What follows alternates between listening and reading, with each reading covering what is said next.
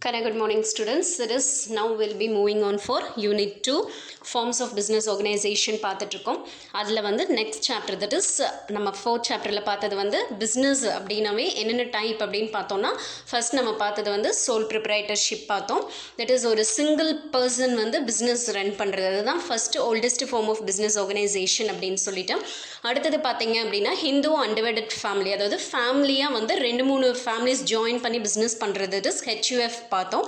and then we have seen partnership business, that is partnership form of businessல maximum அப்படின்னு பார்த்தோம்னா that is 10 members அந்த மாதிரி இருக்கலாம், minimum வந்துட்டு 2 members வந்து ஜாயின் பண்ணி பார்ட்னர்ஷிப் பிஸ்னஸ் வந்து ஸ்டார்ட் பண்ணோம் அப்படின்னு சொல்லி we have seen. ஸோ அதனுடைய அடுத்த ஃபார்ம் என்ன, பிஸ்னஸ் ஃபார்ம் என்ன அப்படின்னு பார்த்தீங்கன்னா joint stock company. Okay, so we'll move on for the meaning and definition of a company. First, company அப்படின்னா என்ன அப்படின்னு பார்க்கலாம், அதனுடைய meaning and definition. So a joint stock company அப்படிங்கிறது is a distinct type of business organization evolved to overcome the limitation of, அதாவது sole proprietorshipல இருக்கிற limitation, sole traderல இருக்கிற limitationஸையும் partnership பிஸ்னஸில் இருக்கிற limitationஸையும் அதில் இருக்கிற disadvantages overcome பண்ணுறதுக்காக அடுத்ததான் ஸ்டார்ட் பண்ணது தான் வந்து joint stock companies. The advancement in science and technology and the impact of industrial revolution, அதாவது எந்த அளவுக்கு சயின்ஸ் அண்ட் டெக்னாலஜி அட்வான்ஸ் ஆச்சு, இப்போ அட்வான்ஸாக இருக்குது, அண்ட் ஆல்சோ இண்டஸ்ட்ரியல் ரெவல்யூஷன் அப்படிங்கிறது வந்துட்டு நிறைய இதில் வந்து திஸ் புரட்சியை கொண்டு வந்தது. ஸோ ஹவ் ஆல் இதெல்லாம் வந்ததுக்கப்புறமா தான் இன்னும் நிறைய கேபிட்டல் இன்வெஸ்ட்மெண்ட் அதிகமாக பண்ணி நிறைய மேனேஜரல் ஸ்கில்டு பர்சன்ஸ் எம்ப்ளாய் பண்ணி ஒரு large scale industry we have to run அப்படின்னு பிஸ்னஸ் சர்க்கிளில் வந்து they thought of. So partnership with limitation of its capital, partnership அப்படின்னு பார்த்ததுல அங்கே வந்து நம்ம கேபிட்டல் அப்படிங்கிறது லிமிட்டட் கேபிட்டல் தான், மேனேஜரல் எபிலிட்டியும் வந்து லிமிட்டட் தான், and also with added risk of unlimited liability பார்த்தோங்க. இட் இஸ் அன்சூட்டபிள், ஒரு லார்ஜ் இண்டஸ்ட்ரி ரன் பண்ணணும், நல்ல மாடர்ன் டைமுக்கு தகுந்த மாதிரி சயின்ஸ் அண்ட் டெக்னாலஜிக்கு தகுந்த மாதிரி மூவ் பண்ணணும் அப்படின்னா அதில் கேபிட்டல் லிமிடேஷனும் இருக்கக்கூடாது, ஸ்கில் லிமிடேஷனும் இருக்கக்கூடாது. ஸோ இது எல்லாமே பார்ட்னர்ஷிப்பில் இருந்ததுனால இதை ஓவர் கம் பண்ணுறதுக்காக they have started the new type of business joint stock companies. So therefore joint stock company form of இது வந்து it came into existence. The joint stock companies in India are gone by the Companies Act 2013. Early Companies Act பார்த்தோம்னாவே என்ன அப்படின்னா 2013 உடைய இதில் now we are running, but early Companies Actனா 1956. Okay, the new act has been divided into 29 chapters with 470 sections. So இதெல்லாம் according to இதுக்கு தகுந்த மாதிரி தான் வந்து கம்பெனியில் நடக்கிற ஆக்டிவிட்டீஸ் ஜாயின்ட் ஸ்டாக் கம்பெனிஸ் வந்து மூவ் பண்ணி கொண்டு போயிட்டு இருக்காங்க. The act came into force on 12th September 2013 with few changes, and that thing is private companies maximum number of members வந்து 50 and now it will be 200. Okay, so a new class of company is of one person company is included in this act, that will be a private limited company. one person company அப்படி new concept உள்ள கொண்டு வந்தாங்க. So அது வந்து என்ன அப்படின்னா private limited company. So ஒரு joint stock company வந்து சோல் ட்ரேடர் அண்ட் பார்ட்னர்ஷிப் பிஸ்னஸில் இருக்கிற லிமிடேஷன்ஸ் ஓவர் கம் பண்ணுறதுக்காக ஆரம்பிக்கப்பட்டதான் ஜாயின்ட் ஸ்டாக் கம்பெனிஸ். ஸோ அதனுடைய earlier companies act 1956 and now வந்து என்ன அப்படின்னா 2013. Now we'll move on for the definition. So definition, a company is an association of many persons who contributes money or money's worth to a common stock and employ it in some trade or business and who share the profit and loss. Okay, arising therefrom. So இதுதான் வந்து this is the definition of company. Okay, that is according to James Stephenson. So it is nothing but a companyங்கிறது association of நிறைய persons இருப்பாங்க who contribute, they'll contribute money or money's worth to a common need, common stockல contribute பண்ணுவாங்க, அதை வந்து ட்ரேடாவோ பிஸ்னஸாவோ conduct பண்ணுவாங்க, அதில் வர profit and loss வந்து they will share. Okay, next definition, according to section 2 of Companies Act 2013, a company is an artificial person created by law. So இது company அப்படிங்கிறது artificial person according to law தான் வந்து இந்த company வந்து create பண்ணணும் with separate entity, that is company தனி, அதில் இருக்கிற மெம்பர்ஸ் தனி, with a perpetual succession and a common seal. So அதுக்குன்னு கம்பெனி அப்படின்னா கண்டிப்பாக சீல் இருக்கும். ஸோ இதெல்லாம் சேர்ந்தது தான் என்ன அப்படின்னா company. Next we'll move on for the characteristic features. A company as an entity has நிறைய features இருக்குது. essential characteristic features என்னென்ன, ஒரு joint stock company அப்படின்னா அதனுடைய characteristic features என்னென்னா, first separate legal entity, Under incorporation, a company becomes a separate legal entity as compared to its member. அதாவது members தனி company தனி, members வரலாம் உள்ள போகலாம், ஆனால் company as it is exist ஆகிட்டே தான் இருக்கும். ஓகே, அதுதான் separate legal entity. The company is distinct and from its members. It has its own seal. கம்பெனினா தனியாக அந்த கம்பெனி, அதுக்கு தனியாக நேம் இருக்குது. மெம்பர்ஸை வச்சு தான் கம்பெனின்னு கிடையாது. மெம்பர்ஸ் தேமே உள்ளே வரலாம் போகலாம், பட் கம்பெனிக்கு தனியாக common seal is there and name is there, address is there and assets, liabilities, everything is separate. That from of it members தவிர. So it is capable of owning property. Company பேரில் தனியாக property own பண்ணலாம். Company name வச்சு debts, that is கடன் வாங்குவாங்க. And also they will borrow money, employing people, bank account separate, அதாவது அந்த கம்பெனியோட நேம்லேயே பேங்க் அக்கௌண்ட் இருக்கும். And also entering into contracts and showing and being shoot separately. அதாவது இவங்க கம்பெனியும் யாரை வேணாலும் ஷூ பண்ணலாம், கம்பெனியை அந்த கடன் கொடுத்தவங்களும் ஷூ பண்ணலாம். எல்லாமே கம்பெனி அப்படிங்கிறது அந்த நேம் ஆஃப் த கம்பெனி தனி, மெம்பர்ஸ் வேறு, கம்பெனி வேறு. And short it is consider is an artificial person. அது வந்து ஒரு பர்சன்னே, தனி பர்சன், மெம்பர்ஸ் அல்லாத company is also a person. According to law it is created. Next one is limited liability. அப்படின்னா liability, அதாவது எந்த அளவுக்கு வந்து அவங்க வந்து கடன் பட்டிருக்காங்க அப்படின்னு பார்த்தோன்னா, that is the have to answer means the liability, மெம்பர்ஸோட லைபிலிட்டி வந்துட்டு is limited to contribution of the assets of the company up to the face value of shares held by them. எந்த அளவுக்கு அவங்க வந்து ஷேர்ஸோட ஃபேஸ் வேல்யூ ஹெல்ப் பண்ணியிருக்காங்களோ அது எந்த அளவுக்கு மட்டும் limited. Okay, so a member is liable to, அவங்க எந்த அளவுக்கு வந்து அவங்க வந்து ஒரு பர்சன் வந்து அந்த கம்பெனி டெப்ஸை வந்து பே பண்ணணும் அப்படின்னா, that is uncalled money due on shares held by ஹிம்மா.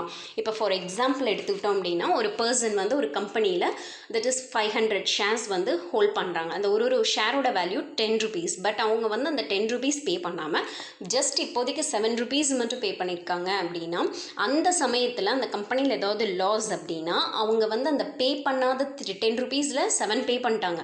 ஆனால் பே பண்ணாத அந்த 3 rupees இருக்கு இல்லையா, அந்த 3 rupeesக்கு மட்டும்தான் தே ஆர் லயபிள். அப்போ அவங்க வந்து எவ்வளோ பே பண்ணணும் அப்படின்னா, அன்பெய்ட் அமௌண்ட் பார்த்தோன்னா அமௌண்ட் வந்து தட் இஸ் ஒரு பர்சன் வந்து 1500 பே பண்ணால் போதும். 3, அதாவது that is a person is holding 500 shares hold பண்ணுறாங்க. ஒரு ஷேரோட வேல்யூ 10 rupees. ஓகே, அவங்க வந்து 7 rupees பே பண்ணி இன்னும் 3 rupees பே பண்ணாமல் இருக்காங்க. அப்போ அந்த சமயத்தில் கம்பெனியில் ஏதாவது ஒரு லாஸ் அப்படின்னா, அவங்க அந்த பே பண்ணாத அமௌண்ட் இருக்கு இல்லையா 3 rupees, அதுக்கு மட்டும்தான் அவங்க லைபிள். அதுக்கு எவ்வளோ வந்து பே பண்ணணுமோ அந்த அளவுக்கு மட்டும் அவங்க பே பண்ணால் போதும். Okay, so that's the thing. Next one is perpetual succession. அப்படின்னா a company does not cease to exist unless it is specifically wound up or the task for which it has been. அதாவது பர்பெக்சுவல் அப்படியே இருக்கும் company, அதை வந்து cheese பண்ண மாட்டாங்க, stop பண்ண மாட்டாங்க. கம்பெனியோட அந்த கம்பெனி எதுக்காக ஆரம்பித்தாங்களோ அந்த டாஸ்க் முடிகிற வரைக்கும் it will be there. Membership of a company may keep on changing. அதாவது மெம்பர்ஸ் வந்து அந்த கம்பெனிக்குள்ளே நிறைய பேர் வரலாம் போகலாம், மாறி மாறி வந்துட்டுருக்கலாம். பட் அந்த life of the company won't be get affected. Company as it is அந்த நேமில் அப்படியே தான் இருக்கும். எ கம்பெனி வந்து because it is created by law and it can be wound up only through. ஏன்னா ஜாயின் ஸ்டாக் கம்பெனி வந்து it is has been created by law, according to law தான் create பண்ணுறாங்க. அப்போ அதனுடைய இதெல்லாம் பார்த்தோம் அப்படின்னா வைண்டிங் அப், அதை எப்போ க்ளோஸ் பண்ணுவாங்க கம்பெனி அப்படின்னா த்ரூ லீகல் ப்ராசஸ். லீகலாக எல்லாம் ப்ராசஸ் பண்ணி தான் வந்து அந்த கம்பெனி வந்து it will come to end. Next one is separate property. A company is a distinct legal entity அப்படின்னு சொல்லி பார்த்தோம். A member cannot claim to be the owner of the company's property during the existence. அந்த கம்பெனி exist ஆகிற வரைக்கும் அந்த கம்பெனி நேமில் வாங்கியிருக்கிற ப்ராப்பர்ட்டிக்கு members they won't be the owner. Okay, ownership சொல்லிக்க முடியாது. கம்பெனினா அதனுடைய ப்ராப்பர்ட்டினா தனியாக கம்பெனியோட ப்ராப்பர்ட்டி டிஸ்டிங்க்டாக. Next one transferability of shares அப்படின்னு பார்த்தோன்னா, that is shares in a company வந்து that is it are freely transferable. It is when a member transfer his shares to another personக்கு ட்ரான்ஸ்ஃபர் பண்ணுறாங்கன்னா, okay, the transferee steps into the shoes of the transferor and acquires all the rights of the transferor in respect of the shares. transferor அப்படின்னா யார் அப்படின்னா, யார் அவங்க கம்பெனியோட share இன்னொருத்தர் கொடுக்குறாங்களோ அவங்க வாங்குறவங்க டிரான்ஸ்ஃபரி. ஒன்ஸ் வந்து வாங்கிட்டாங்கன்னா அந்த டிரான்ஸ்ஃபரோட என்னென்ன ரைட்ஸ் அவருக்கு இருக்கோ அந்த ரைட்ஸ் எல்லாமே டிரான்ஸ்ஃபரிக்கு இருக்குது. ஸோ அதை ஆக்குப்பை அந்த கம்பெனியோட இதை ஷேர்ஸ் எல்லாம் வாங்கிட்டாங்க அப்படின்னா அவங்க அந்த கம்பெனியில் they can enter. There are restrictions in the transferability of shares. In the case of private companiesல மட்டும் சில ரெஸ்ட்ரிக்ஷன்ஸ் இருக்குது transferability அந்த ஷேர் ட்ரான்ஸ்ஃபரில். ஓகே, நெக்ஸ்ட் ஒன் காமன் சீலா. ஸோ காமன் சீல் நம்மளே பார்த்துருப்போம். சீல் அப்படிங்கிறது கம்பெனி அப்படின்னா கண்டிப்பாக சீல் அப்படின்னு இருக்கும். கம்பெனிங்கிறது ஆர்டிஃபிஷியல் பர்சன், அவங்க thus it acts as its through its board of directors இருப்பாங்க. அவங்க தான் activities and every thing they will watch over. Such contracts ஏதாவது என்ட்ரி பண்ணணும் வெளியில் பிஸ்னஸில் அப்படின்னா தே ஹாவ் டு அந்த கான்ட்ராக்ட் இதில் சைன் பண்ணுறப்போ கம்பெனியோட சீல் வந்து they have to keep it. The common seal இருக்கும், அதுதான் வந்து கம்பெனிஸ் ஒஃபிஷியல் சிக்னேச்சர். ஓகே, அந்த கம்பெனியோட நேமில் அந்த சீல் வச்சுட்டாங்கன்னா it is the signature of the company. அதில் என்னென்ன இருக்கும் அப்படின்னா name of the company will be engraved and any document not bearing the seal வந்து அக்செப்ட் பண்ணிக்க மாட்டாங்க. லீகலாக வந்து அந்த கம்பெனியோட சீல் இல்லை அப்படின்னாவே அந்த கம்பெனியோட டீலிங்ஸ் இந்த இதெல்லாம் வந்து அக்செப்ட் பண்ணிக்க மாட்டாங்க லீகலாக. ஸோ அந்த சீலில் வந்து என்ன இருக்கும் அப்படின்னா name of the company will be என்கிரேவ்டா. Next one is capacity to sue and being sued. நான் சொல்லியிருக்கேன் ஷூ அண்ட் ஷூட் அப்படின்னா இட் இஸ் நத்திங் பட் இந்த கம்பெனி வந்து வெளியில் கடன் வாங்கியிருந்தாலும் இல்லை இந்த கம்பெனிக்கு வந்து யாராவது கொடுக்க வேண்டியது இருந்தாலும் அவங்க லீகலாக வந்து ஸ்டெப்ஸ் எடுக்கிறது தான் வந்து it is to be assured and sure. So a company can shoe பண்ணலாம் இன்னொருத்தவங்கள அதாவது இந்த கம்பெனிக்கு யாராவது கொடுக்க வேண்டியது இருந்தால் அந்த ஆல்சோ பி கம்பெனி யாருக்காவது கொடுக்க வேண்டியது இருந்தாலும் இட் கேன் பி ஷூடு. எதாக இருந்தாலும் it will be distinct members வந்து that is they will be distinct from, அதாவது எல்லாமே கம்பெனியோட நேம் ஆஃப் த கம்பெனியில் தான் இந்த இதெல்லாம் நடக்கும். ப்ராசஸ் லீகல் ஆக்ஷன்ஸ்லாம் கம்பெனி நேமில் மெம்பர்ஸ் நேமில் நடக்காது. Next one separate management.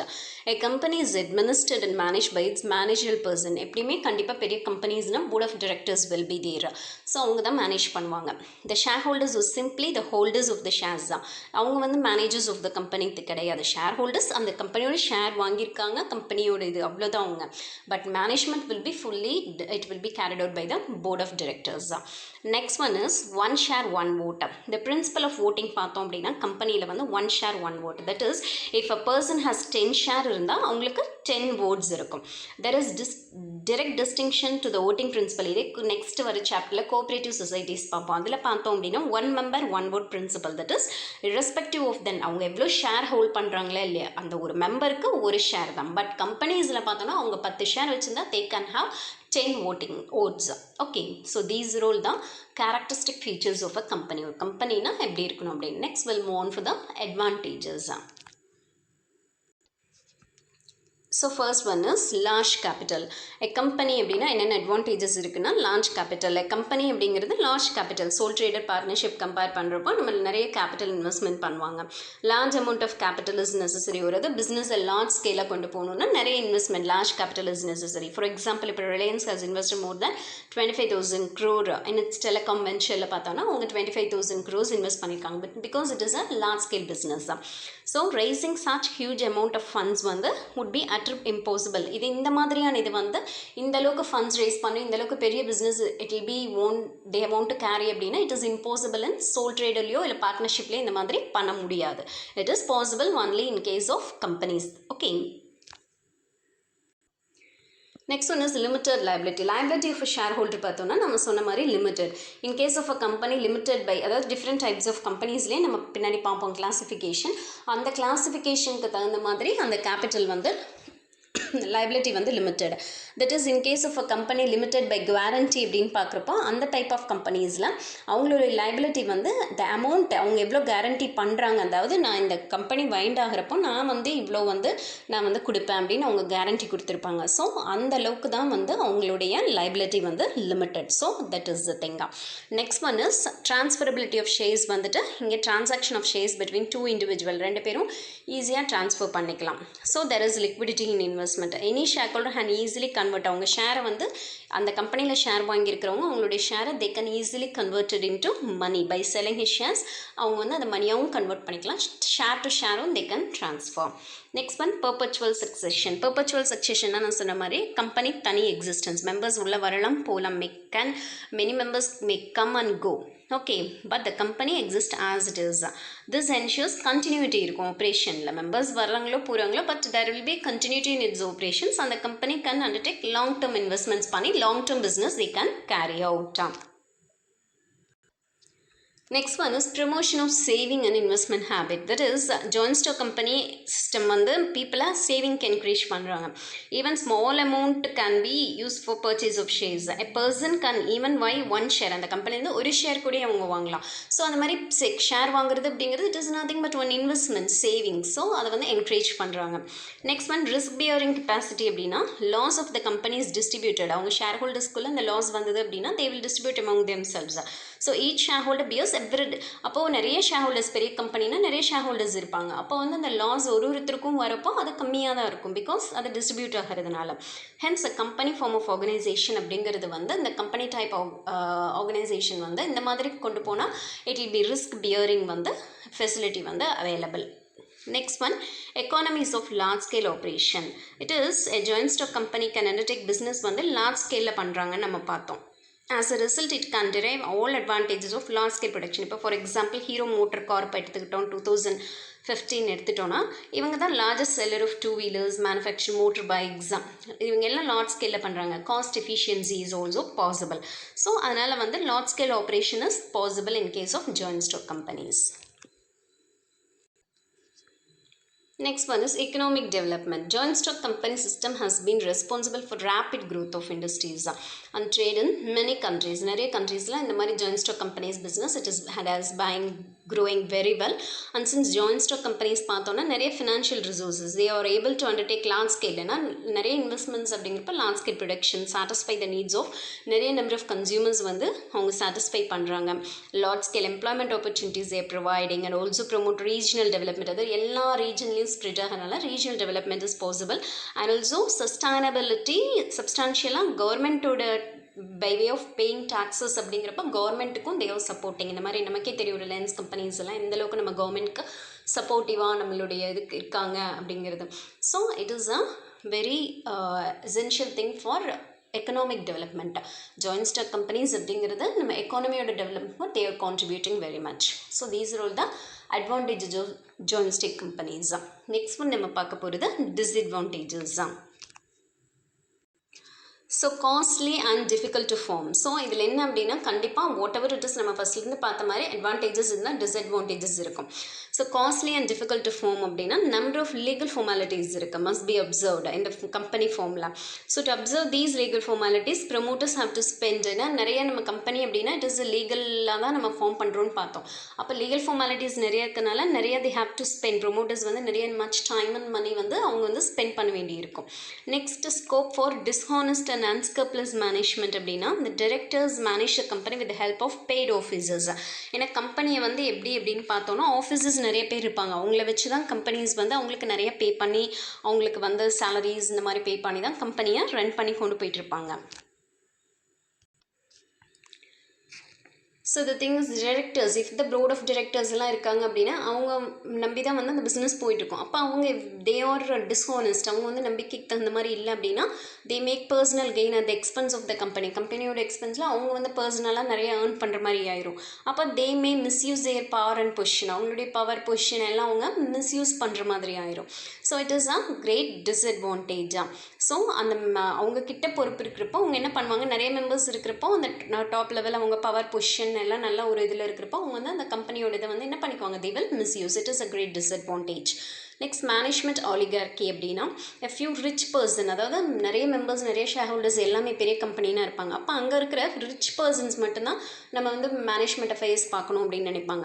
thus the management of a joint stock company might be oligarchic. oligarchic அப்படின்னா என்னென்னா means a small group of people having control. அதாவது ஒரு அதிகமாக ஷேர்ஸ் வச்சுருக்கவங்களோ இல்லை அதிகமாக வந்து அங்கே பணபலம் இருக்கிறவங்களோ வந்துட்டு என்ன பண்ணுவாங்க அப்படின்னா we are the best person, நம்ம மட்டும்தான் அதில் இருக்கிறத வந்து ஹோல்ட் பண்ணணும் அப்படின்னு அவங்கள வந்து டோமினேட் பண்ண நினைக்கிறது. So that is oligarchy. அது வந்து ஜாயிண்ட் ஸ்டாக் கம்பெனிஸில் வந்து இட் இஸ் பாசிபிளா. So it is a disadvantage. Next one speculation. a few individuals may corner the shares to gain control over the company. நம்ம முதல்ல பார்த்த மாதிரியே ஒரு சில பேர் மட்டும் மற்றவங்களெல்லாம் கார்னர் பண்ணிவிட்டு அந்த கம்பெனியோட ஷேர்ஸ் இதெல்லாம் வந்து அவங்க கண்ட்ரோல் கொண்டு வரணும் அப்படின்னா they will think of. Next one lack of interest. the officers of the company do not have incentive to work hard. they are not usually inclined to take risk. they lack initiative. அதாவது ஒரு company company அப்படின்னா உங்களை motivate பண்ணணும், உங்களை வந்து ஃபினான்ஷியலாவோ நான் ஃபினான்ஷியலாவோ motivate பண்ணால் தான் அவங்க ஒர்க் பண்ணுவாங்க. ஸோ ஆஃபீஸர்ஸ் ஆஃப் த கம்பெனிக்கு வந்து அந்த அவங்களுக்கு இன்சென்டிவ்ஸ் இந்த மாதிரிலாம் கொடுக்கலன்னா ஹார்ட் ஒர்க் பண்ண மாட்டாங்க, அப்படியே தான் போயிட்டுருக்கும். புதுசாக ரிஸ்க் எடுக்கணும்னு நினைக்க மாட்டாங்க. அதே மாதிரி இனிஷியேட்டிவாக இன்னோவேட்டிவாக ஏதாவது பண்ணலாம், இன்வென்ட் பண்ணலாம் அப்படின்னு அவங்க திங்க் பண்ண மாட்டாங்க, இன்ட்ரெஸ்ட் காமிச்சிக்க மாட்டாங்க ஜாபில், பிகாஸ் அவங்கள மோட்டிவேட் பண்ண மாட்டாங்க. இந்த மாதிரி பெரிய கம்பெனிஸ்லாம் அப்படியே ஒன் சேலரி கொடுத்து பாயிண்ட் பண்ணால் அதிலே போயிட்டுருக்கும். Okay, so it is a great disadvantage. Next one is lack of good labor relations. So in sole trading business la பார்த்தோம்னா personal supervision possible, that is direct to direct consumers யாருன்னு உங்களுக்கு தெரியும் அப்படின்னு சொல்லி பார்த்தோம். ஸோ அதை வந்து இங்கே லேக் ஆகும். பர்சனல் கான்டாக்ட் வந்து இப்போ ஓனர்ஸ்க்கும் ஒர்க்கர்ஸ்க்கும் இருந்தது அப்படின்னா தான் வந்துட்டு அவங்க வந்து working atmosphere every thing will be well and good, நல்லா ஒர்க் பண்ணுவாங்க. பட் இப்போ இங்கே மாதிரி பெரிய கம்பெனிஸ்னால் டாப் டு பாட்டம் வரைக்கும் பார்த்தோன்னா நிறைய ஹைரார்கி ஆஃப் ஆர்கனைசேஷன்ஸ் நிறையா இருக்கும், மேனேஜ்மெண்ட் இது. அப்போ இந்த ஃபர்ஸ்ட் ஓனர்ஸ்க்கும் லாஸ்ட் ஒர்க்கர்ஸ்க்கும் எந்த ஒரு இது கான்டாக்டும் டைரக்ட் கான்டாக்ட் இருக்காது. ஸோ இட் இஸ் அ லேக்னஸ் தான். ஆஸ் அ ரிசல்ட் அவங்க scope for more industrial disputes வரும். அந்த ஒரு கான்டாக்ட் இல்லை, என்ன நடக்குதுன்னு தெரியல அப்படின்னா டிஸ்பியூட்ஸ், கான்ஃப்ளிக்ட், சண்டை வரும். தட் இஸ் அவங்களுக்குள்ள ஒரு மியூச்சுவல் அண்டர்ஸ்டாண்டிங் இருக்காது. ஸோ அது it is a great disadvantage. Next one is high taxation. Joint stock companies have to pay tax at high rates compared to other form of organization. ஏன்னா இது வந்து investments அதிகம் அப்படின்னு நம்ம பார்க்குறப்போ கண்டிப்பாக வந்து என்னது டேக்ஸ் பே பண்ண வேண்டியதும் வந்து என்னவா இருக்கும், ஹையாக தான் இருக்கும். So it is a great disadvantage for joint stock companies. So in this chapter till now we have seen joint stock companies அப்படின்னா என்னென்னா சோல் ட்ரேடர் பார்ட்னர்ஷிப்போட டிஸ்அட்வான்டேஜஸ் ஓவர் கம் பண்ணுறதுக்காக நிறைய இன்வெஸ்ட்மெண்ட் பண்ணி நிறைய கேபிட்டல்ஸ் போட்டு நிறைய மெம்பர்ஸ் வச்சு ஜாயின் பண்ணுறது தான் என்ன அப்படின்னா joint stock companies. We have seen the definition, characteristic features, advantages and disadvantages. Okay.